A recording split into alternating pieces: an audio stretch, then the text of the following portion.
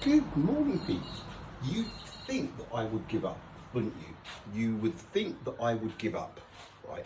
But this absurdity, right, it's wedged up there so far and so tight, it's going to take some pulling out, which is why I'm prepared to spend a little bit more time, okay?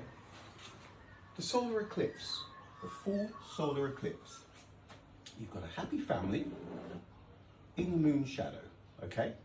According to Mickey Mouse and the science it shares, photons have travelled for 8 minutes and 20 seconds and then they are casting the moon shadow, yeah?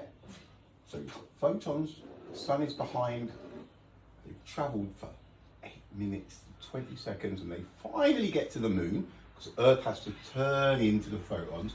It's quite a laborious job for the Earth and the turning and everything. But anyway, we get there eventually. And then 1.3 seconds later, the moon's shadow is finally cast down onto the Smiths. Right?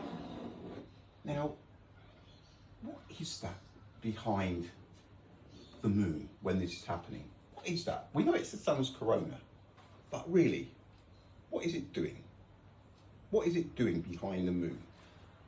If it's not casting a direct shadow of the moon down over onto the Smiths, which it seems like it's doing, doesn't it? All over the planet, on the daytime side of the planet, when North America and Canada were going through their own little eclipse, like in South America and things like that, did you know that if people would go like that and they put their hand in the sunshine, they would be casting a direct shadow that would seem it would be coming from what looked like directly from the sun. But of course we've got the photons, 8 minutes and 20 seconds, all everywhere. Cars, dogs, trees. Look, I even drew a tree here that's out of the moon shadow during the eclipse. And it would be casting a shadow of itself directly from where the sun is. It's really tricky to pinpoint this 8 minutes and 20 seconds, isn't it? It really is tricky.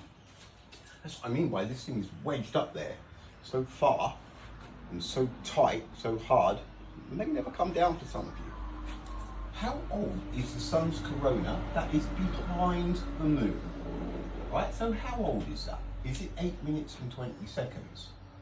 It's funny because we can't see, you're told that you wouldn't see anything for 8 minutes and 20 seconds. If the sun turned off, you wouldn't know about it for 8 minutes and 20 seconds. And here we are, seeing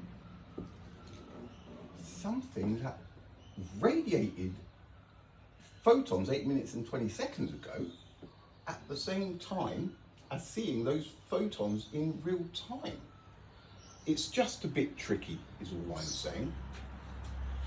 If that isn't the real sun behind the moon during the solar eclipse, where is the real sun?